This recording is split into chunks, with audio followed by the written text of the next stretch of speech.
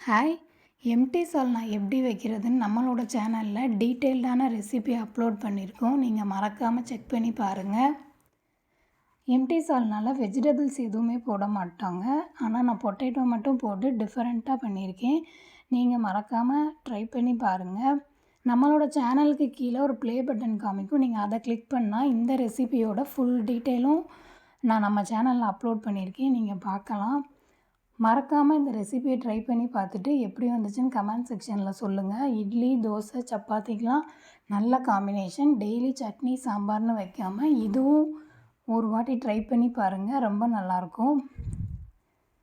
Potato மட்டும் நான் add பண்ணி இந்த சால்னா பண்ணியிருக்கேன். நீங்கள் வெஜிடபிள்ஸ் எதுவுமே ஆட் பண்ணாமல் கூட பண்ணலாம். ட்ரை பண்ணி பார்த்துட்டு எப்படி வந்துச்சுன்னு சொல்லுங்கள். மறக்காமல் நம்மளோட சேனலை சப்ஸ்கிரைப் பண்ணிக்கோங்க. அண்ட் பெல் பட்டனே கிளிக் பண்ணிக்கோங்க. Thank you so much for watching my video.